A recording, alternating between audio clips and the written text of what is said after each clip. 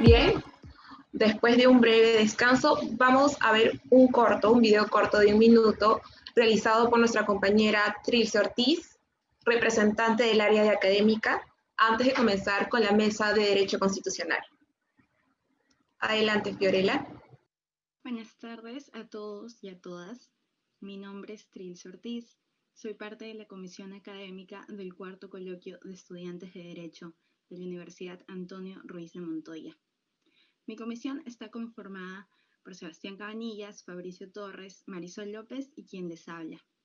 Asimismo, quisiera hacer un especial agradecimiento a algunas bachilleres y egresadas de nuestra casa de estudio que nos apoyaron en una de las etapas de revisión de los trabajos. Ellas son Charlie García, Crystal Hoyle y Ángela Cos. El trabajo de nuestra comisión ha consistido básicamente en desarrollar los criterios de evaluación, revisar los trabajos en las diferentes etapas, como fueron la entrega de sumillas, el primer capítulo y el trabajo final.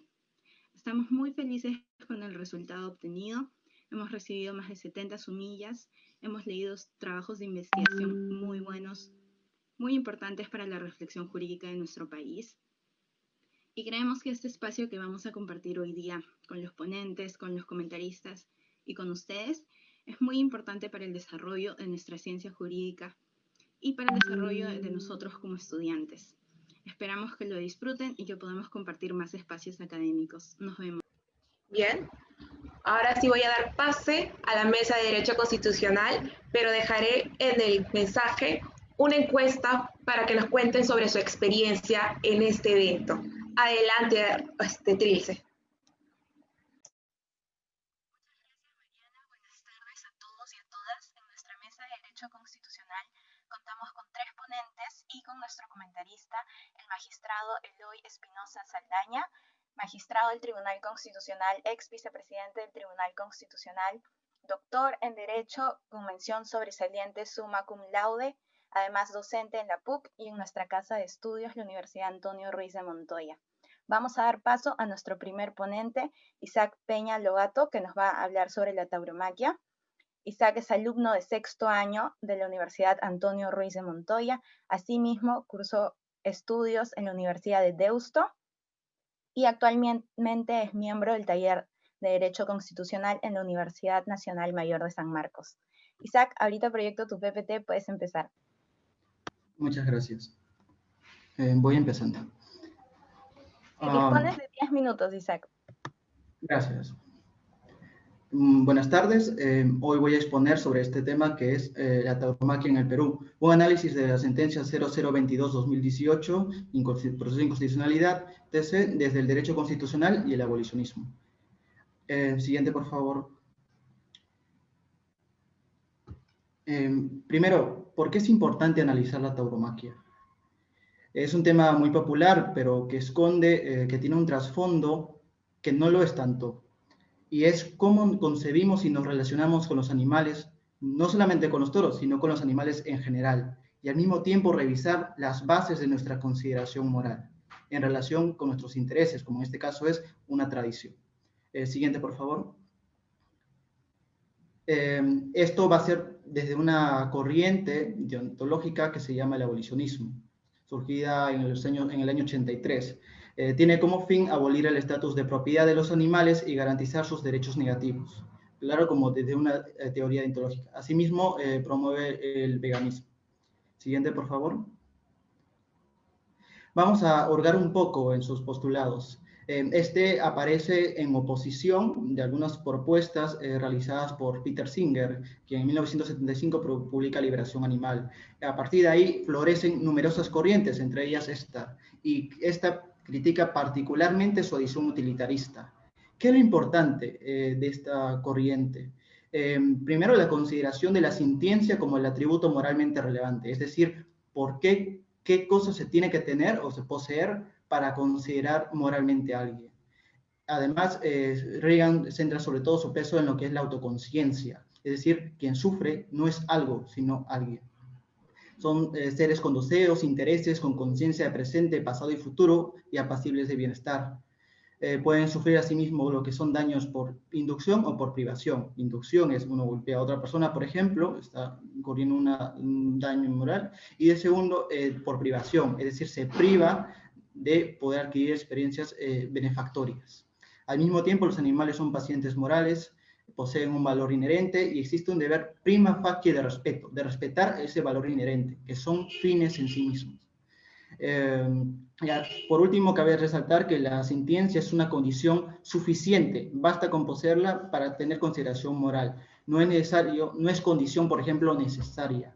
Y esto abre la puerta a que se pueda considerar, por ejemplo, a la naturaleza o a los comatosos, que, por ejemplo, ellos no tienen sintiencia, como parte de la comunidad moral. Siguiente, por favor. ¿Y por qué optar por el abolicionismo? Básicamente porque nos otorga las categorías necesarias para analizar, respetar los derechos negativos de los animales, que son los que básicamente están en juego en la tauromaquia, la vida y la libertad. Siguiente, por favor.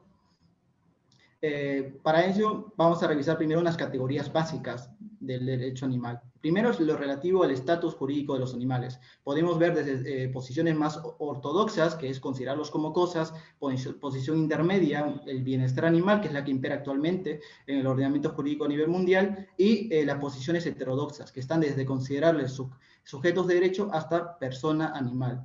Particularmente, adhiriéndome a la postura de Jiménez Candela, me adhiero a una postura de considerarlos persona animal. Siguiente, por favor. Después, el bienestar animal. El bienestar animal, que también podemos ver, por ejemplo, en las leyes de bienestar animal, en principio es una disciplina científica, y este tiene como un gran hito la Comisión de Bramble de las 5 libertades. Uno de los puntos más criticables del bienestar animal es que no se cuestiona en sí el uso de animales, sino se preocupa meramente por la forma en la que vive. Siguiente, por favor. Y después otro concepto muy clave es la sintiencia. La sintiencia, definido por Bloom y Fraser, es la habilidad de evaluar las acciones de otros en relación a sí mismo, es tener algunos sentimientos y algún grado de conciencia. Siguiente, por favor. Igualmente lo que es el sufrimiento necesario, que esto va a variar de acuerdo al progreso de una sociedad y obedece principalmente no a lo que es el grado de sufrimiento, sino a las prácticas que están o no institucionalizadas. Siguiente, por favor. Ahora vamos a pasar al análisis crítico de la sentencia. Siguiente, por favor. Primero, algunos datos relevantes. El primero, no es la primera vez que se lleva al Tribunal Constitucional, o sea, que este se pronuncie sobre la tauromaquia, ya lo he hecho 2 veces antes. Solamente la primera, en el 2004-2005, se pronunció en contra de esta práctica, mientras estas 2 últimas a favor. Esta última principalmente con ciertos matices que voy a señalar. Y uno de ellos es el que se reconoce un deber de protección con base constitucional y el interés en garantizar su bienestar, ojo, el bienestar del bienestar animal. Y este tiene como fundamento el artículo 68 de la Constitución, que es la protección de la diversidad biológica. Su estatus no es el de sujeto de derecho, ni tampoco es el de cosas, es un tertium genus, un estatus intermedio. Ahora, este deber se debe justamente por su cualidad de seres sintientes, no por interés general, no por daño a la moral pública, sino por su propia condición, es lo que sería un deber directo. Después, su contenido constitucionalmente protegido tiene como límites las necesidades humanas. Y en estas restricciones, en estos límites, se impone lo que son las actividades culturales. Y así se logra legitimar la tauromaquia. Siguiente, por favor. Después, pero ¿qué es lo que está detrás? ¿Qué defensa se le suele hacer a la tauromaquia jurídicamente? Principalmente se alega el derecho a la cultura, al derecho al trabajo, a la libertad de empresa, y a lo que sería el libre desarrollo de la personalidad, y lo que también yo señalaría como un daño al proyecto de vida del torero, que es desarrollado principalmente por Carlos Fernández Cesareo. Siguiente, por favor. Ahora vamos al lado del toro. El toro es un uro domesticado, y con ellos compartimos, por ejemplo, el 80% de nuestros genes. ¿Cuál es nuestra mayor diferencia con ellos? Es la corteza cerebral, por la cual nosotros podemos realizar estos pensamientos abstractos, teorías matemáticas, música, etc. Y el toro pertenece a las órdenes de los artiodáctilos, que se especializan en lo que es la huida, no en la lucha. Ante el peligro, ellos no pelean, huyen principalmente. Y además que, como señala Musterin, pertenecen al subgénero de los rumiantes, que son los más pacíficos de todos los artiodáctilos. Siguiente, por favor. Ahora, ¿qué podemos decir a favor de los toros, con lo que hemos señalado desde el abolicionismo?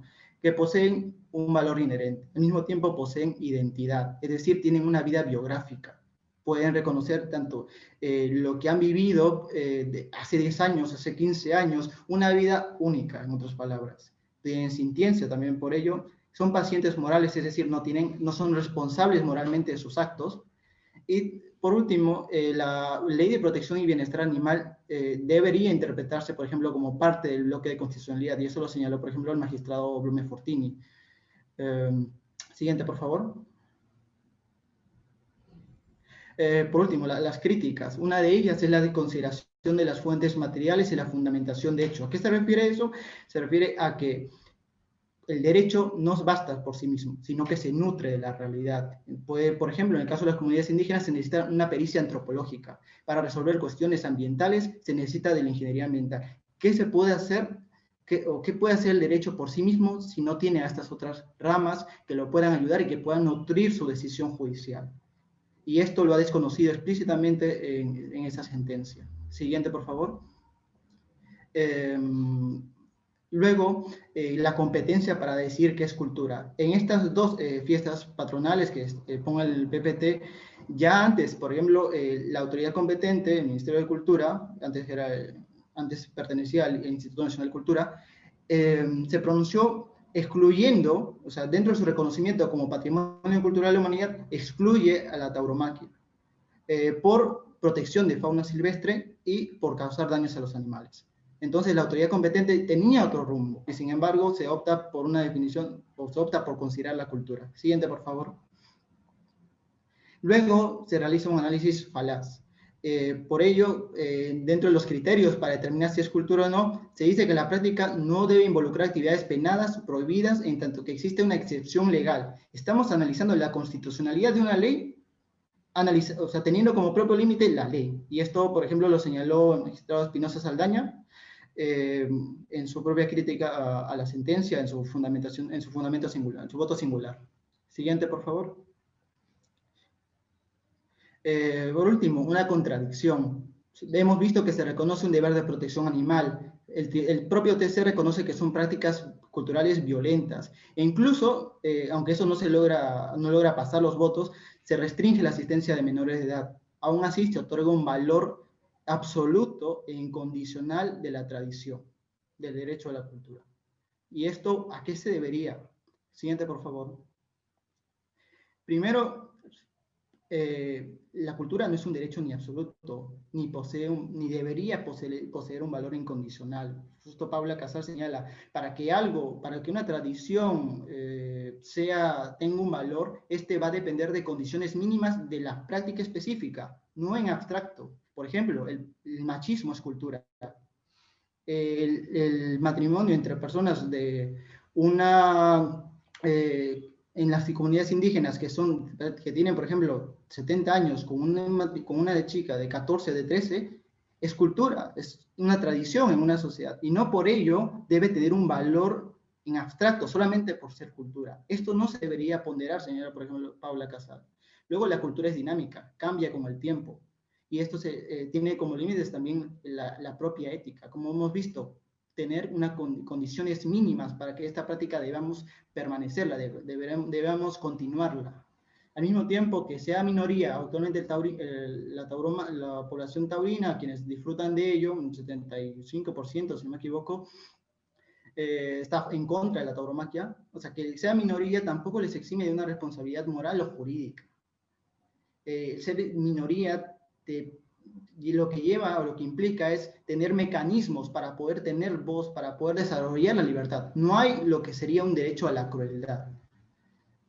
Por último, el trabajo y la libertad de empresa ya han sido limitados en jurisprudencia del Tribunal Constitucional. Un caso, por ejemplo, clásico es el caso de los casinos, que ha sido limitado.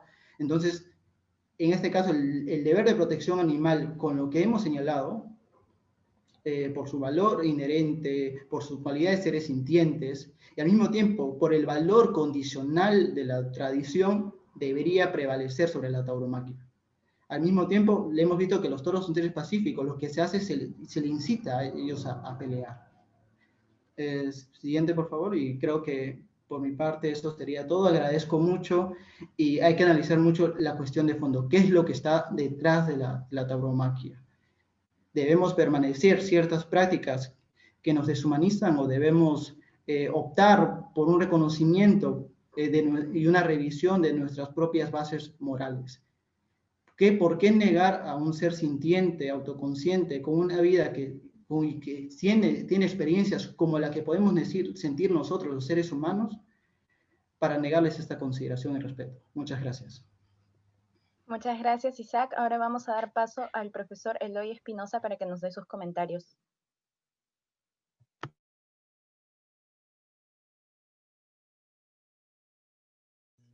Espinosa Saldaña, por favor. Me da siempre gusto estar aquí, ya es segunda ocasión esto que estoy en los coloquios. Sin duda el trabajo de Isaac es un trabajo interesante, pero yo tengo algunas cosas que anotar a la lógica de poder mejorar, porque siempre hay que intentar mejorar los productos que están trabajando. A ver.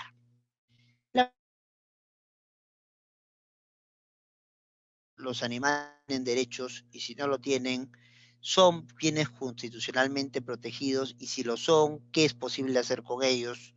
Y en ese caso, una corrida de toros, no estoy hablando de la pelea de toros, sino de la corrida de toros, ¿es un espectáculo, una manifestación cultural? Entonces, o se trata de una cuestión de regocijo con un tratamiento cruel a un animal que no está en capacidad de defenderse. Entonces, el trabajo, esta cuestión la discutimos hace muy poco en el tribunal, como se ha comentado en una sentencia en la cual yo creo que más en la exposición más que en el trabajo hay seguramente por tiempo una grave deficiencia. En realidad se presenta a la sentencia solo como el voto mayoritario. Y además se asume algunos aspectos de la sentencia que son francamente terribles. Cuando Blume señala que la ley de protección y bienestar animal hay que entenderla como bloque de constitucionalidad, es porque está incluyendo y queriendo constitucionalizar precisamente la disposición final que permitía la pelea de toros, la corrida de toros, la pelea de gallos y la pelea de gallos navajeros. Cuidado. Por eso es que en los votos singulares que aquí debieron exponerse, porque son finalmente los que defienden tu posición. Entonces, por eso no aceptamos la idea de plantear un bloque sobre una norma que lo que consagraba era precisamente una dinámica de sufrimiento a seres sintientes, entonces que no estaban en capacidad de defenderse por todo lo que significa previamente el escenario previo y en la misma corrida de toros, donde al animal se le llena de sustancias para que no vea, se le pone banderillas, se le pasa una muleta para aturdirlo cuando está herido, se le pone, y si no se le mata con la muleta, se le hace un descabello. Entonces, ¿cómo vamos a permitir que sea parte del bloque de constitucionalidad una norma que bajo el parámetro de la ley de protección animal haciéndolo constitucionalizando eso? Aquí, entonces, lo que creo que falta son dos cosas. Y, bueno, si ha habido tres sentencias. La primera sentencia, la 042-2004, es una sentencia absolutamente favorable, y la cual no has hecho mayor comentario ni en el trabajo ni en la exposición. Y era una sentencia de la de 2004 que incluso prohíbe la corrida de toros y reclama que hay una ley de cultura que prohíba la corrida de toros. Esto se voltea en un fallo del 2011 y se llega al fallo del 2020, que es un fallo dividido, entonces en el tribunal. Pero ¿dónde están pues, los argumentos? Precisamente tú reclamas una posición abolicionista desde una perspectiva ética, porque tu argumento no es en el texto el que acabas de mencionar de sujeto de derecho y de persona animal. Tú te quedas en Reagan, en tu texto. Ahora estás hablando de persona animal y pones el cuadro. Reagan no habla de persona animal. Reagan es un abolicionista, pero que está en la línea más bien del partida del bienestar animal. Cuidado, cuidado donde nos quedamos en las citas y lo que decimos. Y entonces, y segunda cosa, al no analizar en detalle los votos singulares, entonces te has perdido de lo que más te podía apoyar. Sin querer tirar flores al trabajo propio, concepción dinámica de la cultura, que hace un margen, que el margen valorativo sea cambiante con las condiciones de los tiempos. La necesidad de consideración de fuentes materiales, porque como límite al juez constitucional, el juez constitucional no lo sabe todo y tiene que recurrir pues a quien sepa de ciertas materias. La competencia del Ministerio de Cultura para definir lo que es cultura, la no legitimación del daño, todo eso está en mi voto singular. Todo está en mi voto singular. Todo eso que he dicho está en mi voto singular. Entonces, y no en el de Marianela. El voto de Marianela es un típico voto de bienestar animal. Trátenlos bien, cuídenlos, no se haga un uso abusivo de ellos y demás. No. Entonces, aquí, en realidad, lo que yo creo que deberías, si el tema lo vas a seguir trabajando, porque es un lindo tema, y porque el tiempo nos va a dar la razón, el tiempo va a terminar aboliendo las corridas de toros. Entonces, lo que tienes que aprovechar es lo que siempre se hace con la jurisprudencia. A veces, por eso nuestros países tienen la sapiencia, no la cerrazón alemana o italiana que no permite votos singulares, sino la sapiencia del voto disidente, que es una costumbre norteamericana. ¿Por qué? Porque muchas veces el voto disidente es el argumento que se convierte en la opinión mayoritaria en el futuro. Ya tienes un voto disidente de todo lo que estás reclamando, lo dice. Y que si tuviéramos una composición distinta, más abierta, más progresista a estas ideas, lo podría acoger en un próximo pronunciamiento. Entonces, y resalto esto último, no constitucionalices la ley de protección y bienestar animal como está. La ley de protección animal y bienestar animal como está en la primera disposición final y complementaria, que es la que nos crea todo el problema, es la que da la cobertura para las corridas de toros, para los gallos navajeros, para la pelea de gallos. No podemos constitucionalizar eso. Primero reformemos esa norma y después juguemos a constitucionalizarla. Esto es lo que yo podría, como ideas rápidas, plantear. Es un buen esfuerzo de trabajo, un tema que se ha trabajado poco en el país. Felicito entonces a Isaac por el esfuerzo, por la iniciativa, entonces por algunas lecturas que no son fáciles de encontrar en el medio, pero también tengo la obligación de hacer notar algunas cosas con la mejor intención, por favor, para que pueda él desarrollar una línea de trabajo que a todas luces se hace importante. Porque, y con esto termino, vamos precisamente a una lógica donde probablemente ya no sea la dignidad la base de los derechos y de ser sujetos de derechos de las personas, sino consideraciones como teoría de las necesidades o teoría de las capacidades. Estoy hablando de Neumann, estoy hablando de Zen, y en ese contexto es muchísimo más sencillo poder justificar derechos de la naturaleza y derechos de los animales. Entonces, y hacia eso vamos, porque ya el tema de la justificación por la dignidad es tan amplia que puede abarcar muchas cosas y contradictorias entre sí. Entonces, vas por el buen camino de la...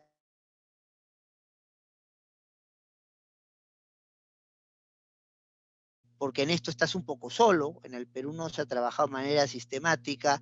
Miremos cuestiones que también se han planteado como las que te he anotado en este comentario. Eso se tendría que decir sí, y repetir mi felicitación al expositor por el esfuerzo realizado. Muchas gracias, doctor Espinosa Saldaña. Ahora vamos a dar paso a nuestra siguiente ponente, Marta Robles. Ella es alumna de 5º año de nuestra universidad y va a hablar sobre algunas sentencias del Tribunal Constitucional respecto a las ONP. Marta, dispones de 11 minutos. Ahorita voy a proyectar tu presentación. Ok, buenas tardes a todos.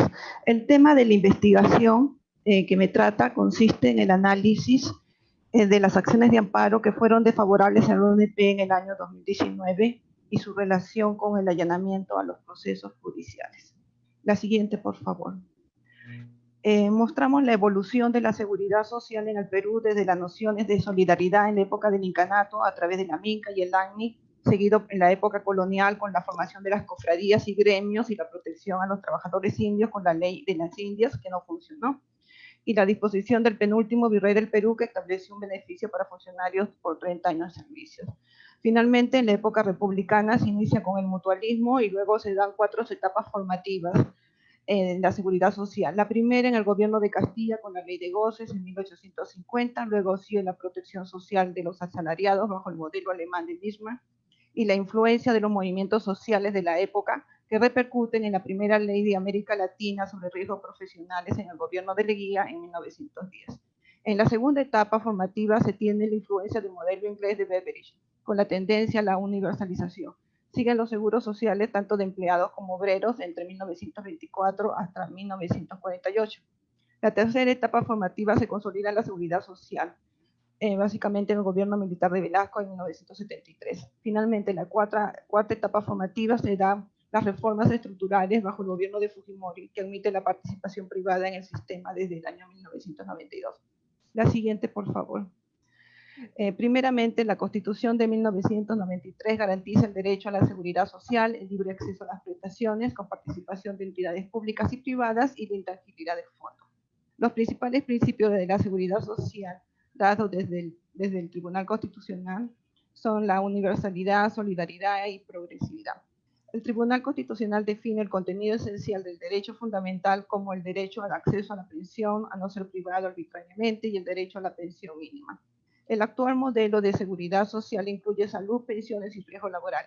Se basa en un sistema contributivo y no contributivo.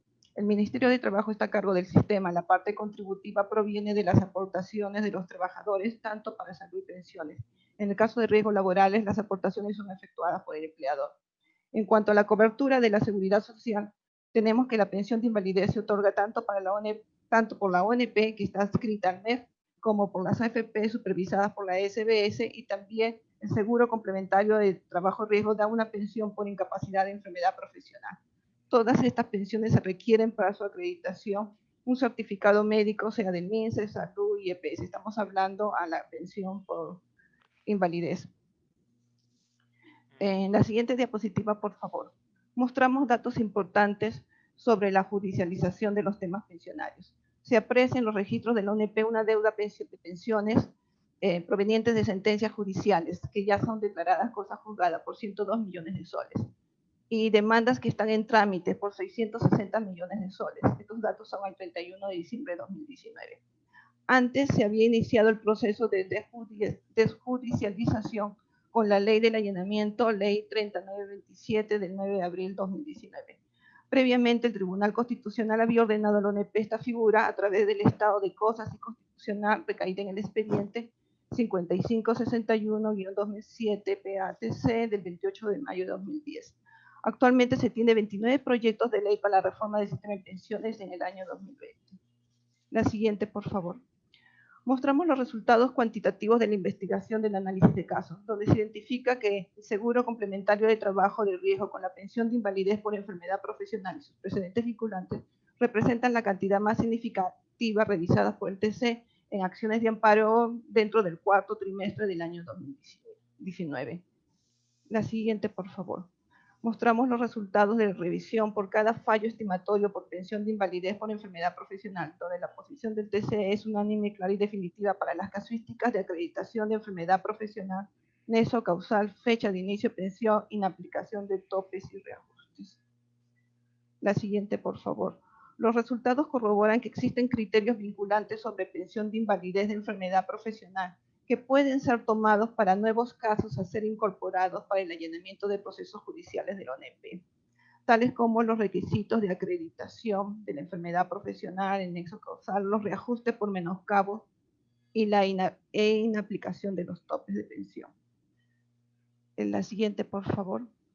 Conclusiones y recomendaciones. Desde el sistema pensionario determinamos que existen fallos estructurales. Hay incapacidad del Estado para enfrentarlas, por ello se requiere reajuste de políticas públicas. Ante esta problemática, ya desde el Tribunal Constitucional se declaró estado de cosas inconstitucional, recaída en el expediente 0799-2014 PATC del 5 de diciembre de 2018, para impulsar comisiones médicas, pero aún no se ha alcanzado tal efectividad, por ello es necesario, desde mi opinión, poder seguir impulsando un activismo judicial dialógico. Los resultados de la investigación están demostrando que sí hay nuevos casos para aplicar la figura del allanamiento a los procesos judiciales de la ONP, por lo que es pensión de invalidez por enfermedad profesional que no está contemplada en la ley 30.927. En torno de seguir con la desjudicialización, nosotros vemos que desde el legislativo sí es necesario que se incluya una participación democrática de todos los actores para impulsar la reforma de pensiones que incluya también la pensión por invalidez de enfermedad profesional, algo que a la fecha aún no sucede. Muchas gracias por su atención.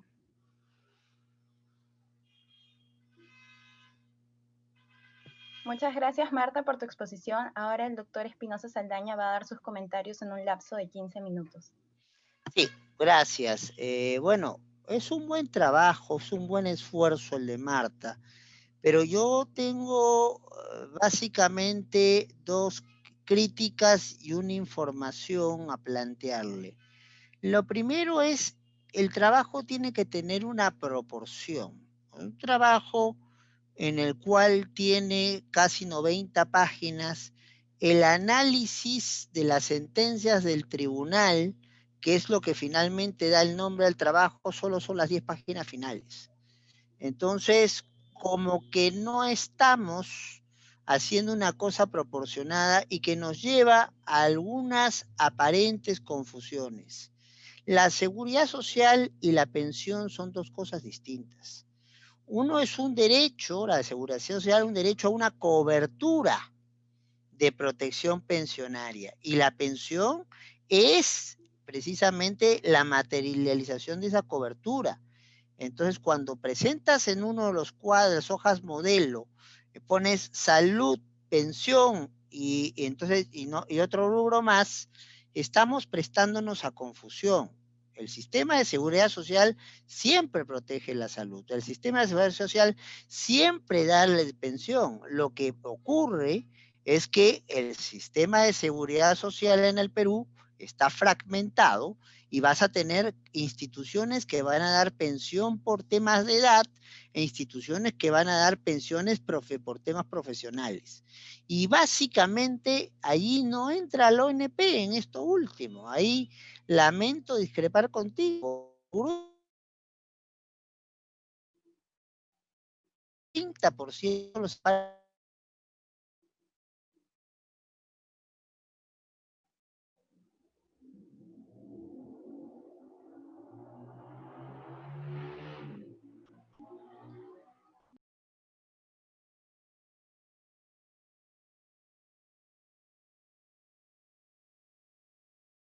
por el Estado peruano endeudado y con amenazas de tener que devolver un dinero sin saberse con qué proporción, porque supuestamente es un sistema de reparto, coexiste y conviva con la ONL, con la AFP, y ahí, por ejemplo, alguna reflexión sobre el proyecto Monte no vendría nada mal.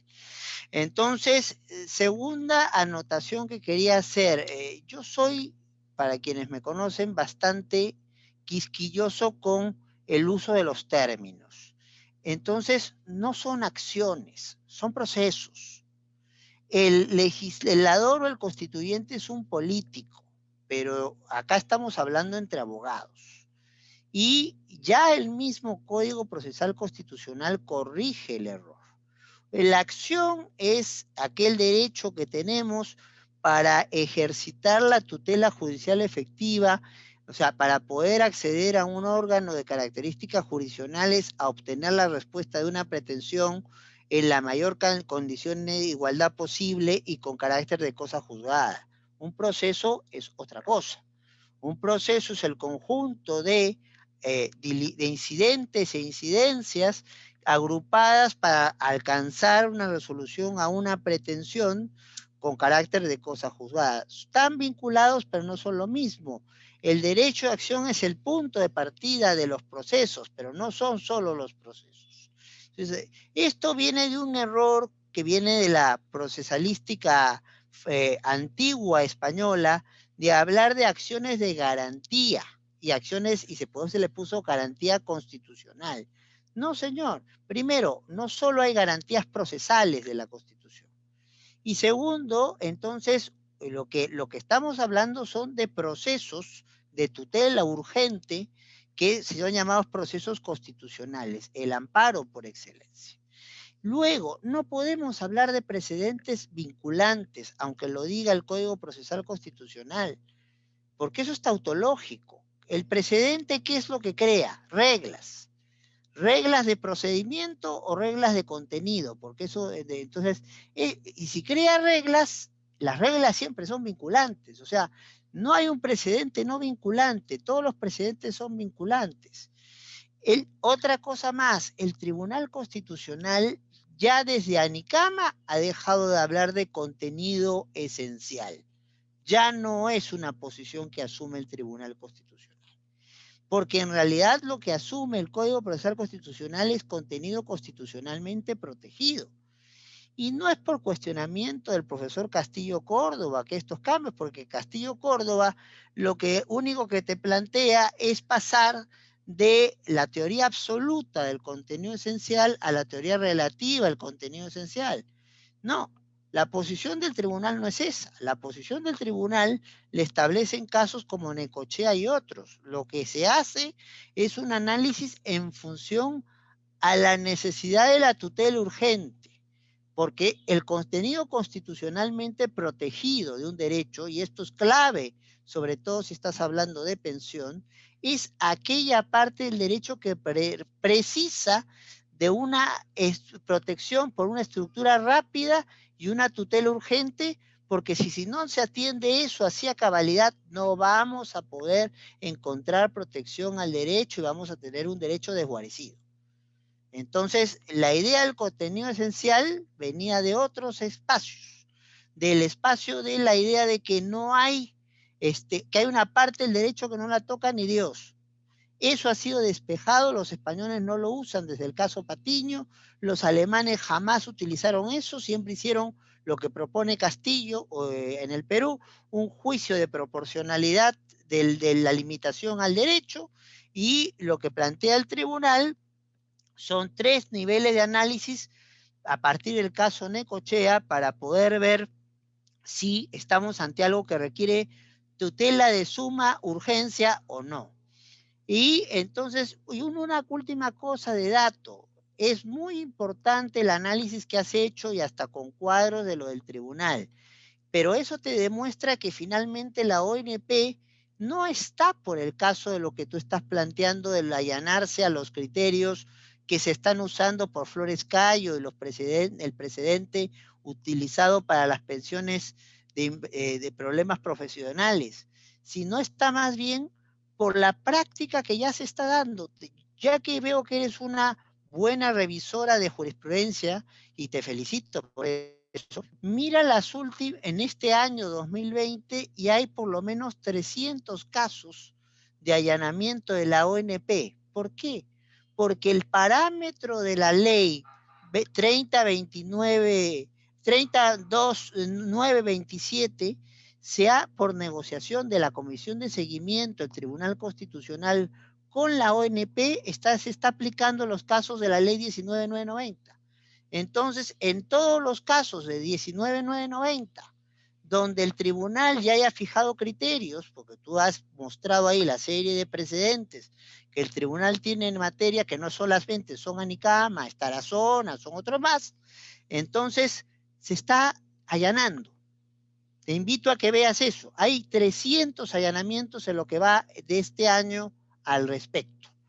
Entonces, ¿qué me queda decirte? Es un buen esfuerzo, hay que cuadrar algunas fichas, hay que ajustar algunos conceptos y hay que mirar que el fenómeno no está yendo por el lado que tú reclamas, no está yendo por buscar adaptar la aplicación de Flores Cayo a el escenario de las pensiones de ONP, sino está yendo porque directamente haya allanamientos de la ONP.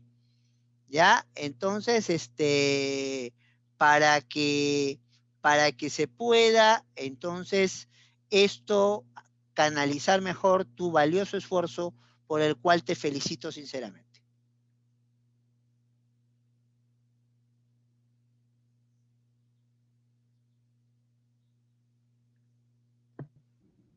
Muchas gracias al doctor. Quisiera recordarles a los participantes que pueden realizar sus preguntas en el chat que tenemos acá en el Zoom para cada uno de nuestros ponentes y al final se van a leer. A continuación quiero pasar con la tercera ponente. Ella es Judy Montes, es alumna del 11º ciclo de la Universidad Nacional de Cajamarca. Judy asimismo es consejera estudiantil en el periodo 2019-2021 en la misma universidad. Judy, dispones de 11 minutos. Ahorita voy a proceder a proyectar tu presentación. Muchas gracias. Estimado maestro Espinosa, público que nos engalana con su presencia el día de hoy, así como también comisión organizadora de este magno evento. Tengan una buena tarde, agradezco el espacio, así como también la oportunidad que me brindan. Es un gusto y un grandísimo honor compartir este espacio con estudiantes y egresados de Derecho, quienes pues sin duda alguna durante los días del evento han vislumbrado magníficas ponencias, pues no. Bien, la ponencia que traigo a colación el día de hoy se titula, como bien se muestra, la relativización de un huatuco positivizado frente a los derechos reconocidos a los obreros ediles a propósito del decreto de urgencia número 16-2020. Siguiente, por favor. Gracias. Muy bien. En el devenir del ordenamiento jurídico peruano, los derechos de los obreros municipales han ostentado regímenes disímiles, ¿no? Estando frente a un régimen público, luego pasó a un régimen privado, etc. Ahora bien, en la actualidad, el artículo 37 de la Ley Orgánica de Municipalidades, la Ley 27.972, establece que los obreros como tal que prestan sus servicios a las municipalidades serán considerados como servidores públicos sujetos al régimen laboral de la actividad privada. Es decir, al estar sujetos a este régimen, se les reconoce derechos y beneficios inherentes a dicho régimen. De ahí que en los supuestos de desnaturalización de un contrato de vocación de servicios, por ejemplo, no se podrá establecer la contratación por cuanto es una consecuencia de una simulación, de un fraude legal como tal, ¿no? Y claramente ello ha sido respetado y avalado por amplia doctrina jurisprudencial a lo largo de siglos, o al menos hasta hace poco, con la emisión de una reciente normativa que pretende atentar contra cada uno de estos derechos obtenidos por los obreros ediles. Justamente el decreto de urgencia 16-2020, el cual establece medidas a efectos de regular el ingreso de las servidores y servidores públicos a las entidades del sector público. Pero bien, ¿qué es lo que realmente propone este decreto de urgencia? A continuación, esbozaré una lectura breve a cada uno de los artículos, evidenciando, o al menos a los más esenciales, evidenciando pues un cuestionamiento y una observación en base a un análisis previo realizado. Siguiente, por favor. Gracias. Muy bien. En primer lugar, el artículo 3.1 del referido decreto de urgencia, quien a texto, cito, nos indica que los mandatos judiciales que ordenen la reposición, la incorporación o el reconocimiento de vínculo laboral en entidades del sector público, con independencia del régimen laboral al que se refiere la demanda, el motivo de la desvinculación del demandante o de la forma en la que ésta se haya realizado, deben observar reglas, nos indica. Primero, solo puede efectuarse en entidad del sector público que fue parte demandada en el proceso judicial. Segundo, solo procede en una plaza a tiempo indeterminado, cuando la persona haya ingresado por concurso público en una plaza presupuestada de naturaleza vacante, permanente y vacante, y de duración indeterminada. Y se trata del mismo régimen laboral en el cual fue contratada. Y por último, el demandante debe ser reincorporado al régimen laboral vigente que corresponda a la entidad. El cambio de régimen laboral únicamente procede mediante un nuevo concurso público. De esta lectura del artículo 3.1 del decreto de urgencia, podríamos nosotros inferir que solo procederá la reposición de quien fue despedido ilegalmente si se acredita fehacientemente el ingreso por concurso público a una plaza presupuestada, vacante y de duración indeterminada. Pero bien, ¿acaso son esos los requisitos que un locador de servicios determinado, ya sea con un contrato desnaturalizado, podría cumplir? Definitivamente no, ¿cierto? En buena cuenta, este artículo como tal vulnera ampliamente el artículo 139, inciso 1 y 2 de la Constitución, el cual hace referencia a la calidad de cosa juzgada. Deja sin efecto una resolución que pasó a tener autoridad de cosa juzgada, modificando su estructura y sobre todo la parte decisoria. De ahí que a la vez podríamos nosotros evidenciar una transgresión al principio de independencia judicial. Siguiente, por favor.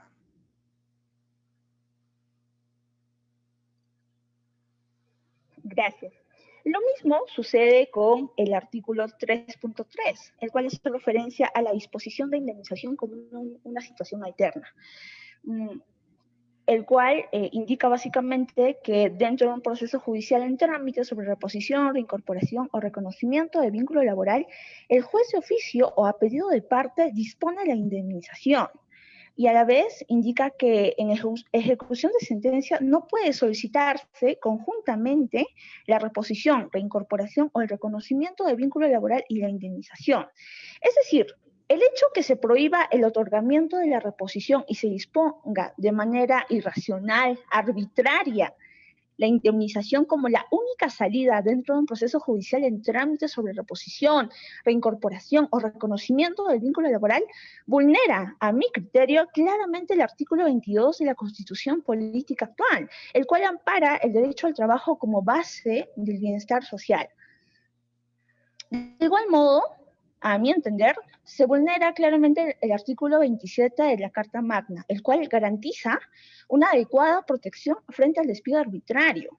De hecho, estimados oyentes, amplia jurisprudencia nacional ha establecido que en este tipo de procesos, de manera accesoria a la pretensión de reposición por despido arbitrario, procede una indemnización por los daños y perjuicios ocasionados producto del despido arbitrario, pues se entiende que un despido arbitrario incausado en este caso genera un alto grado de incertidumbre y vulnerabilidad en el trabajador que fue despedido ilegalmente. Cuando el Tribunal Constitucional interpretó el artículo 34 del tubo del Decreto Legislativo 728, en relación con lo indicado en el artículo 22 y 27 ya previamente citados, señaló que establecer a la indemnización como una única opción reparadora vaciaba de contenido al derecho de trabajo. Además, negaba la posibilidad de eficacia restitutoria que obtendría un trabajador mediante la reposición como tal, ¿no? Siguiente, por favor. Muy bien. El otro cuestionamiento gira en torno a la contratación únicamente mediante un contrato administrativo de servicios. El artículo 4.2 indica: las entidades del sector público sujetas al régimen del Decreto Legislativo 276 que requieran contratar personal efectúan dicha contratación únicamente a través del contrato administrativo de servicios, regulado por el Decreto Legislativo 1057. Ahora bien, el ya clásico régimen laboral de la administración pública ha sido cerrado de algún otro modo con este artículo, al menos por el momento. En contrapartida, de algún otro modo se vislumbra el decreto legislativo 1057 que establece la contratación administrativa de servicios. Con este artículo no solo se desconoce la naturaleza del régimen CAS, sino que de algún otro modo se desacredita la Autoridad Nacional del Servicio Civil, que es SERVIR, y a la vez de su régimen laboral como tal, ¿no? Siguiente, por favor. Finalmente, también me gustaría hacer referencia a una última observación que había visto en torno al decreto de urgencia, que es justamente la cuarta disposición complementaria final, en la cual nos indica: lo establecido en los artículos 2, 3, 4 del presente decreto de urgencia es de aplicación inmediata para todos los procedimientos y procesos en trámite. Al respecto, me parece conveniente y pertinente a la vez citar el artículo 4 del TUO de la Ley Orgánica del Poder Judicial, el cual nos indica que no se puede dejar sin efecto resoluciones judiciales con autoridad de cosa juzgada, ni modificar su contenido, ni retardar su ejecución, ni cortar procedimientos en trámite, ¿no? Hecho que, pues en buena cuenta, en el decreto de urgencia concurre a cabalidad. Siguiente, por favor. Y bueno, básicamente cada uno de estos principios, y no solo estos, déjenme decirles, sino que incluso hay más, de los que en buena cuenta estarían siendo vulnerados ampliamente por este decreto de urgencia. El principio de igualdad ante la ley, el cual se encuentra previsto en el artículo 2.2 de la Constitución, ¿no?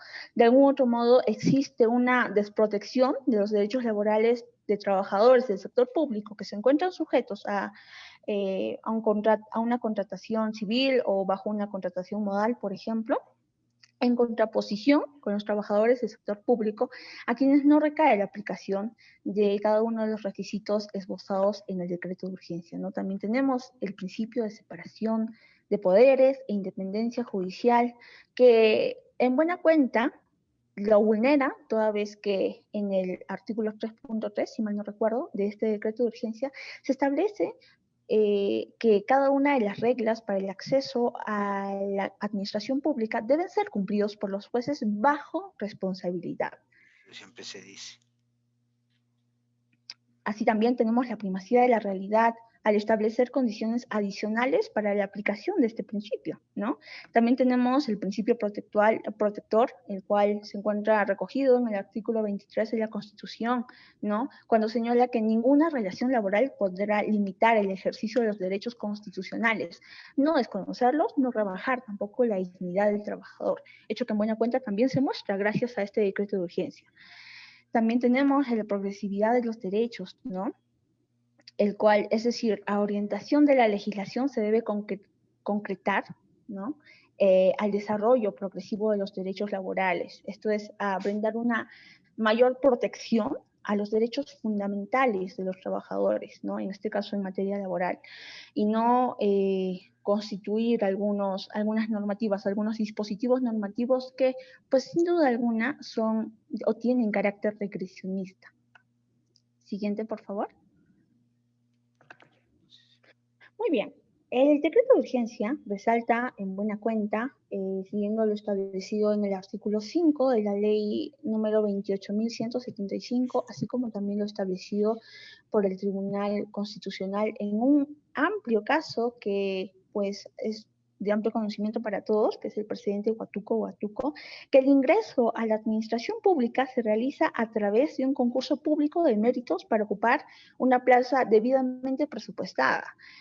En ese sentido, este decreto de urgencia constituye de algún u otro modo la positivización de este precedente vinculante, que en su versión original de la sentencia que constituye precedente vinculante, modificó el nivel de protección ante un despido arbitrario de un trabajador público sujeto a un régimen laboral privado, ¿no?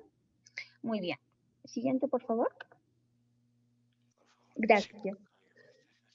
Finalmente, me gustaría hacer referencia a la línea jurisprudencial que se ha ido evidenciando a lo largo de estos meses, puesto que este decreto de urgencia ha sido publicado el 23 de enero del año 2020, ¿no? Es decir, en un interregno parlamentario como tal. Varia jurisprudencia nacional nos ha evidenciado de algún otro modo que se ha inaplicado este decreto de urgencia en base al control difuso. Aplicando el control difuso, varios jueces se apartaron de lo estipulado, declarando la desnaturalización de los contratos y disponiendo así pues la reposición de los obreros ediles, ¿no? Sin embargo, también podríamos nosotros evidenciar que en un lado encontramos varias sentencias que pues evidenciaron esta suerte de aplicar el control difuso. No obstante, al costado encontramos tan solo una sentencia, que es la recaída en el expediente 23845-2018, ¿no? El cual, si bien es cierto, aplica el decreto de urgencia como tal y establece una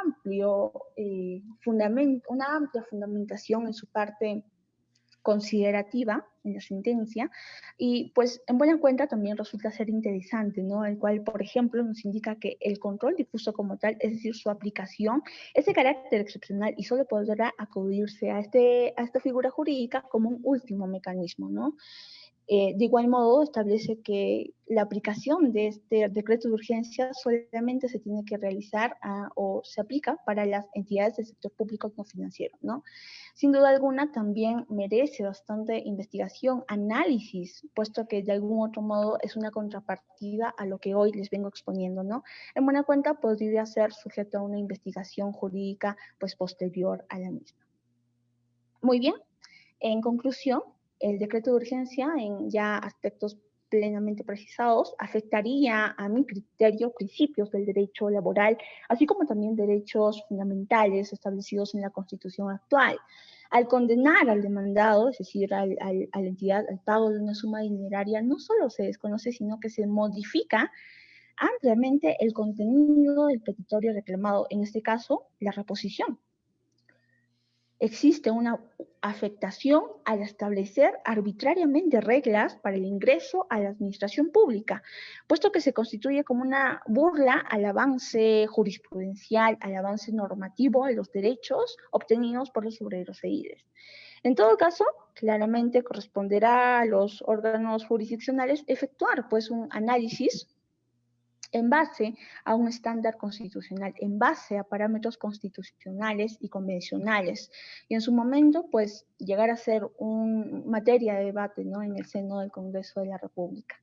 Pues bien, ello ha sido todo por el día de hoy, y bueno, muchas gracias.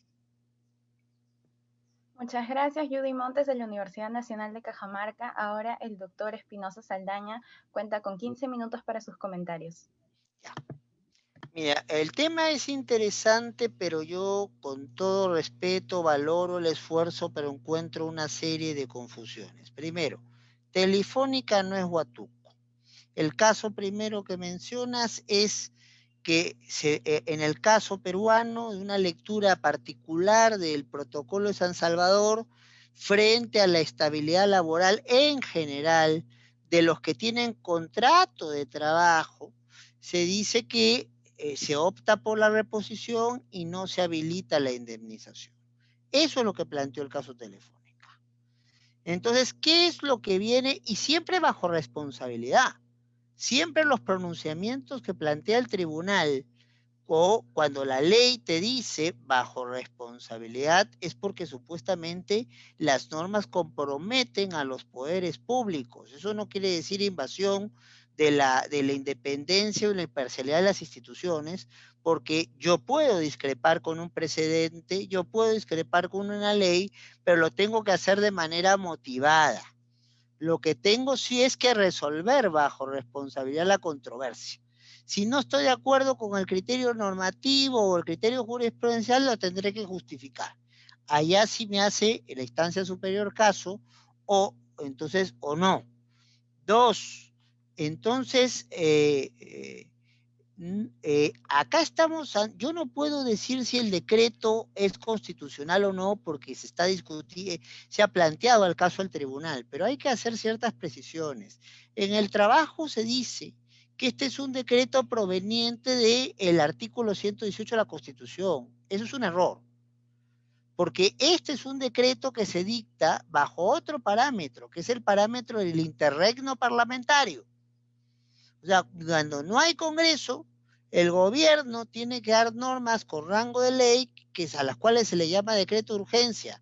que en rigor no son pues los decretos de urgencia que plantea el 118 de la Constitución al que está haciendo referencia, materia económica, financiera, no, no, no.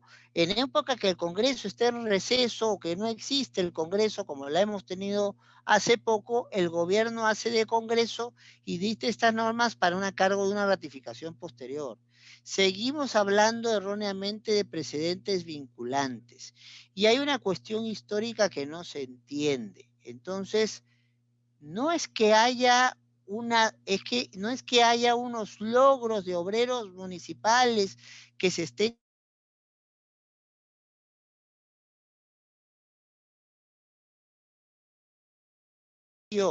que todo el que entra al sector público tenía que hacerlo con una lógica meritocrática.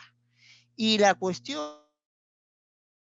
del CAS ni al locador en las mismas condiciones del contrato de trabajo.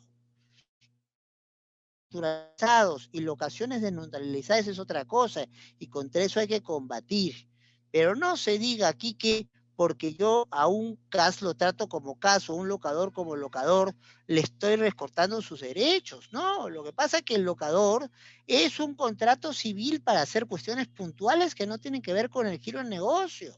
Y el CAS es un contrato especial para hacer tareas particulares con una relativa permanencia que tampoco tienen que ver con el giro del negocio.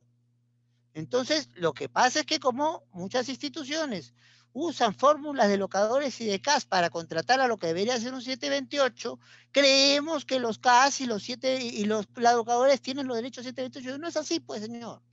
No es así. Y lo que regula Huatuco es plantear que todos los 728 entren por concurso y no pase lo que ha pasado en el caso peruano. Casi el 40% de la administración pública están copada por gente que no entró por concurso, y sobre todo a nivel municipal, que entró porque vino una administración municipal y colocaron a los amigos, sin tener calificación para estar donde están. Entonces, aquí lo que se ha planteado con Huatuco no es concurso. Si hay desnotarialización del CAS, hay que tratarlo como un 728. Si hay desnotarialización del alocador, hay que tratarlo como un 728, pero solo si hay una desnaturalización. El CAS bien ejercido no es un 728 y el locador bien ejercido no es un 728. Y no se está tomando en cuenta algo que es muy importante. La Casación de Moquegua no dijo nada. Lo que dice, lo que ajusta a Huatuco, entonces es el caso Cruz Llamos, al cual lo pones ahí y no lo desarrollas. Cruz Llamos precisamente hace notar que hay una serie de trabajadores, incluso 728, pero que no tienen una lógica de meritocracia. Y el ejemplo típico es el de los obreros ediles. No por la grandes conquista de los obreros ediles que acá se ha venido a decir, sino porque tú no haces un concurso para ser un jefe de jardineros de una municipalidad. Tú contratas jardineros y punto. Y además, por otro lado, están los trabajadores de confianza, que no vas a someterlos a un concurso. Yo te nombro de confianza, Judy, porque creo que tienes las condiciones para hacer el trabajo como yo quiero que lo hagas. Entonces tú no vas a entrar a concurso, tienes que cumplir ciertos perfiles y cuando yo termine o yo te quite la confianza, te vas. Ahí no hay concurso alguno. Eso es lo que te plantea Cruz Llamos y lo repite la Casación de Moquegua. Entonces, lo que trata de hacer el decreto de urgencia 016 es elevar Huatuco al rango de ley. Y lo que hay que hacer notar precisamente en la aplicación de ese decreto de urgencia no es el control difuso, por favor. El control difuso fue una salida que planteó un juez provisional de la Corte Suprema, que después lo único que hizo fue meternos en tremendas complicaciones. La salida es aplicar Cruz Llamos como el matiz natural planteado por el mismo Tribunal Constitucional al tema.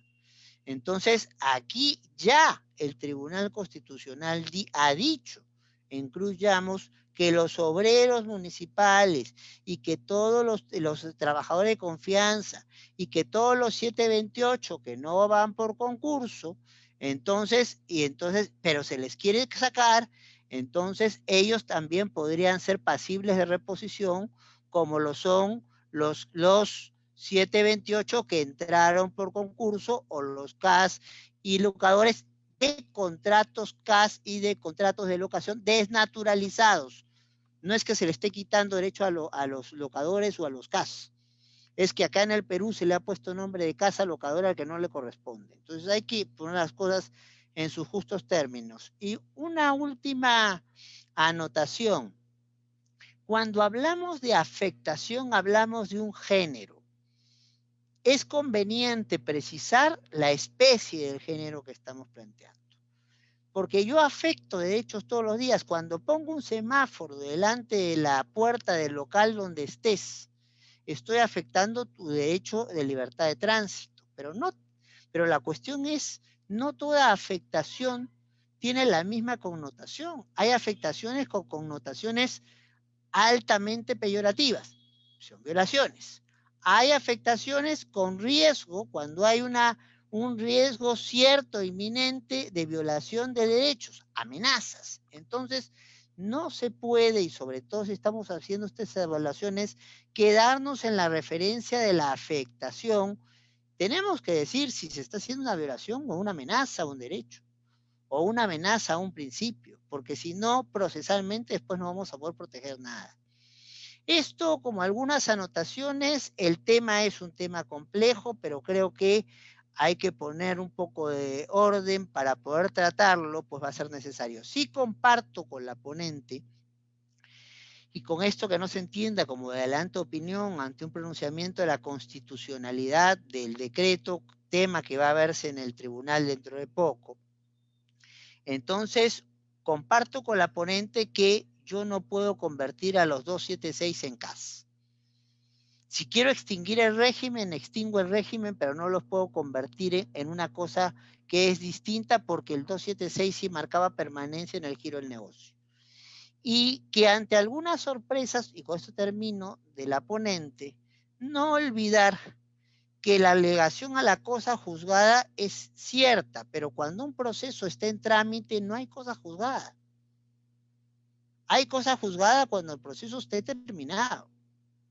Entonces, si hay un cambio de procedimiento o de proceso, lo que va a aplicar es el artículo 103 de la Constitución, la teoría de hechos cumplidos. Entonces, cuidado cuando algunas veces se dice, porque gané en primera instancia o porque saqué una medida cautelar para que me consideren mi CAS como un 728 desnaturalizado, y después viene Huatuco, me dice, si no ganaste un concurso, solo hay indemnización, me están violando mis derechos. No, señor.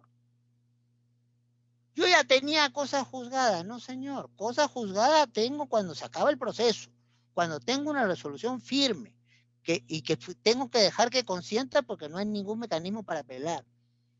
Una medida cautelar no te da cosa juzgada. Una sentencia de primer grado, salvo que no sea apelable, no te da cosa juzgada. Entonces, si cambia el procedimiento, si cambia el proceso, no te están violando la cosa juzgada en estos casos.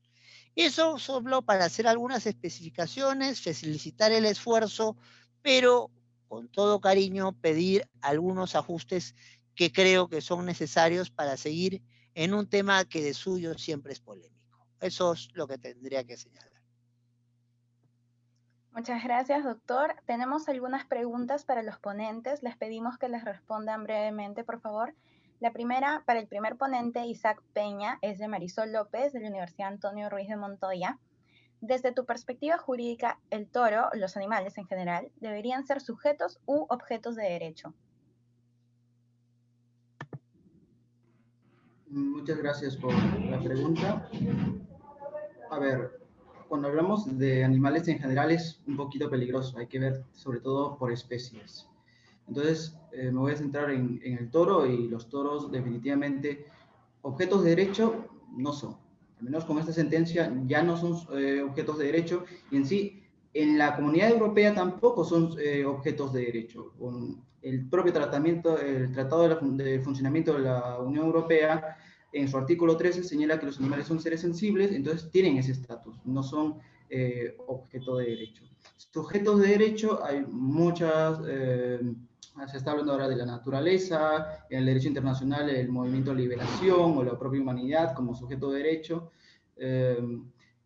Yo diría más como persona animal, como mencioné y señalaba Jiménez Candela, porque va más allá el tema de los toros. O sea, los toros hay que darles en sí el estatus que se merece.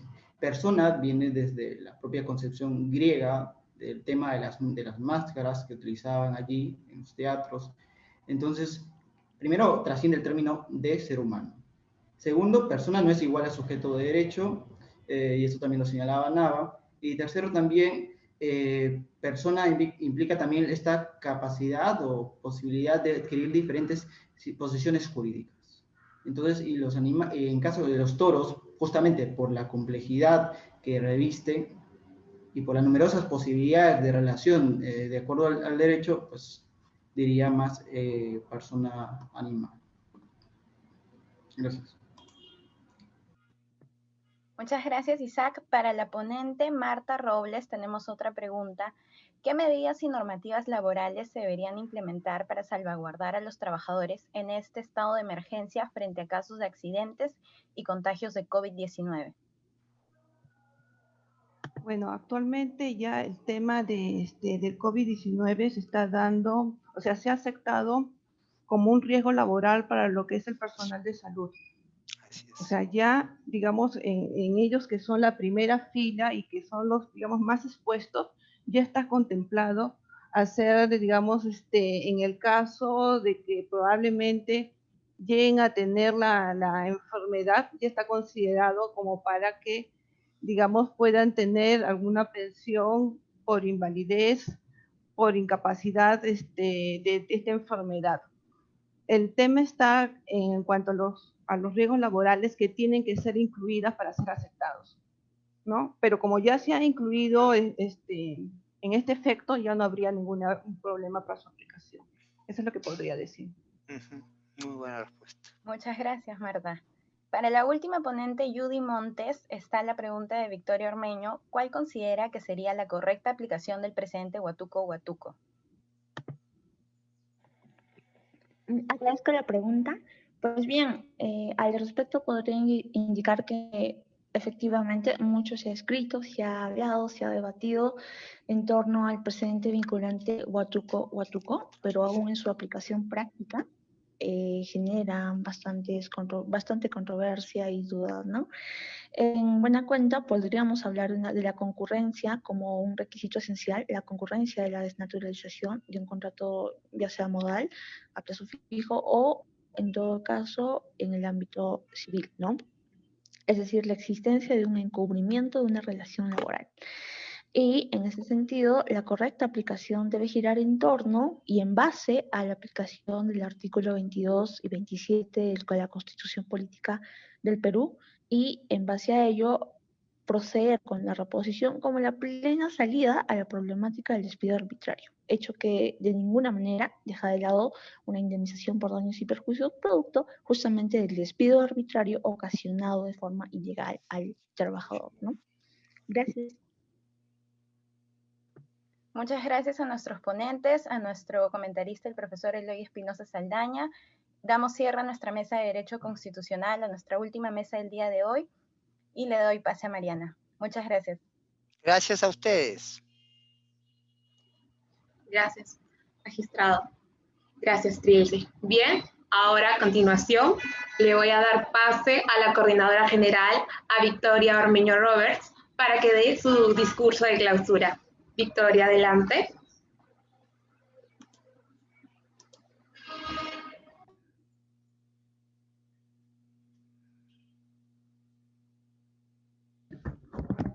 Muchas gracias, Mariana.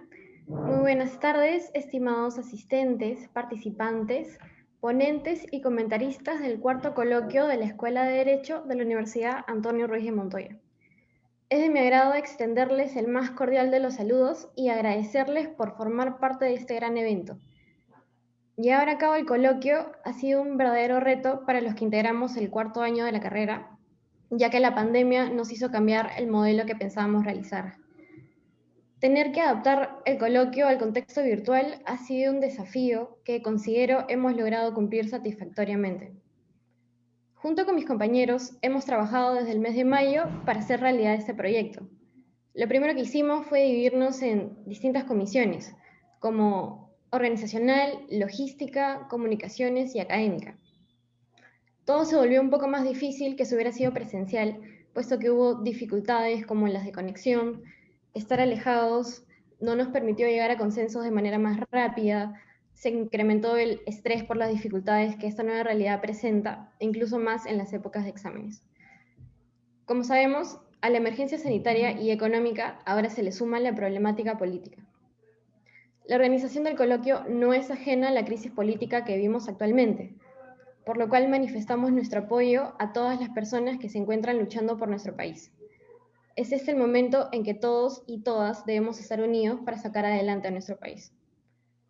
Considero que hemos logrado, contra todo pronóstico, sacar adelante el coloquio de la mejor manera posible.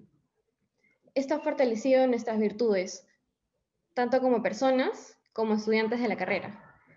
Quiero felicitar a todos mis compañeros y compañeras por haber juntos concretado este evento, a pesar de las dificultades ya mencionadas. También quiero agradecer a los ponentes y comentaristas de diversas partes del Perú y del mundo por acompañarnos en este evento. Sin su apoyo no habría sido posible realizar este evento. Gracias por tomarse el tiempo y la dedicación de poder no solo de presentar los trabajos, sino también para revisarlos. Finalmente, debo indicar que nada de esto habría sido posible sin la ayuda de nuestro director Eduardo Vega, quien nos brindó su apoyo en los momentos más críticos para poder presentarles este coloquio. Sin más que añadir, espero que este evento haya sido de su agrado y que nos acompañen el siguiente año también con la próxima promoción organizadora. Y, a pesar de las dificultades, Fuerza Perú. Le cedo la palabra a mi compañera Mariana. Muchísimas gracias. Gracias, Victoria. Bien, ahora le doy pase al doctor Carlos Calderón Puertas, a nuestro profesor, que ha podido acompañarnos y va a dar las palabras de clausura a este evento organizado con mucho cariño por nosotros, los alumnos del cuarto año. Adelante, profesor.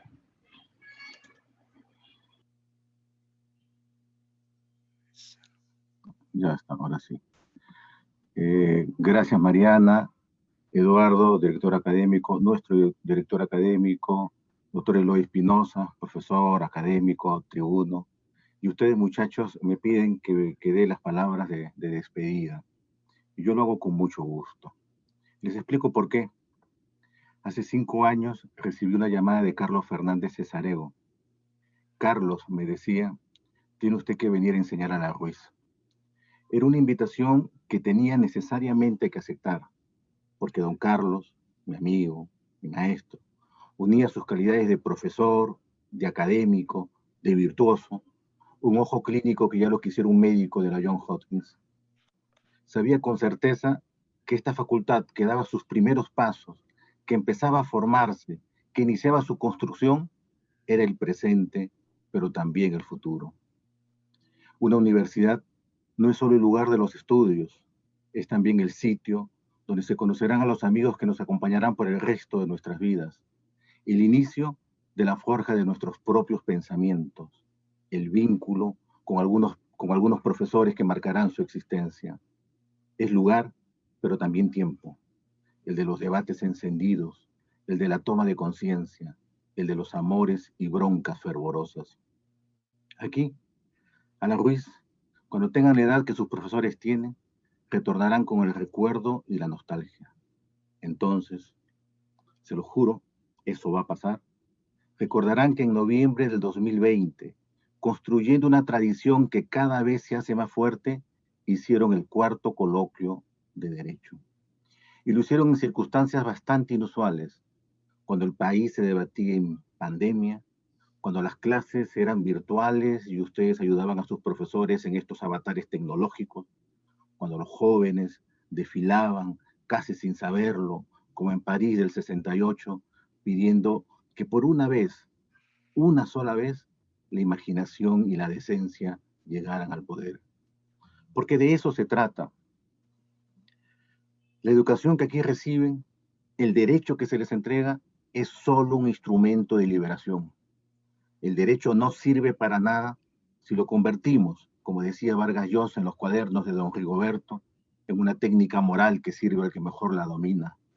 Los abogados no significamos nada si se nos anestesia el sentimiento. Los jueces no valemos nada si lo esencial en nosotros es la vanidad y la petulancia. Los profesores valemos de muy poco si no mostramos el horizonte que deben conquistar. Es bueno saber pensar. Si a eso se le agrega estudios, sería mejor. Pero si comprendemos que nuestra profesión es también un acto de servicio, sería ideal.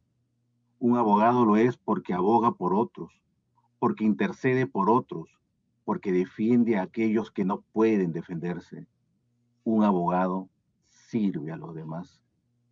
Ustedes, jóvenes, que han organizado el presente coloquio, han prestado un servicio a su comunidad. A los alumnos, porque les entregan información que les sirve en su desarrollo educativo. A los participantes, porque les permiten exhibir los conocimientos con los que cuentan. A la Ruiz, porque fortalecen esa tradición bastante extraña, porque si bien se nutre del pasado, solo se entiende por qué ha de permanecer en el futuro. Ese futuro que les pertenece, que es suyo, que nadie se los puede quitar. Ese futuro que tiene que ser mejor que el presente que les dimos. Ese futuro que tiene que acabar con los fantasmas del pasado. Por eso, y disculpen la confianza, porque estamos en un coloquio, y que es un coloquio sino una conversación, emociona verlos trabajar con ahínco para que todo marche sobre ruedas. Emociona verlos llenos de nervios, preocupados, no vaya a ser que algo no resulte como lo planeado. Emociona la generosidad de su esfuerzo. Emociona la participación de sus autoridades. Emociona que no se hayan dado por vencidos. Emociona que hayan hecho este trabajo en condiciones adversas. Emociona que hayan creído en ustedes. Emociona que se hayan fortalecido en los desacuerdos y en las ausencias que siempre se han de presentar. Emociona que con su labor le hagan un homenaje inmenso a ese jesuita maravilloso que fue Antonio Ruiz de Montoya, siervo y peregrino de Dios, escritor, misionero y liberador de personas. Emociona, en fin, que la antorcha de paz y de libertad y de coraje que él lleva en sus manos sean las mismas que ustedes tienen en la suya. Muchas gracias.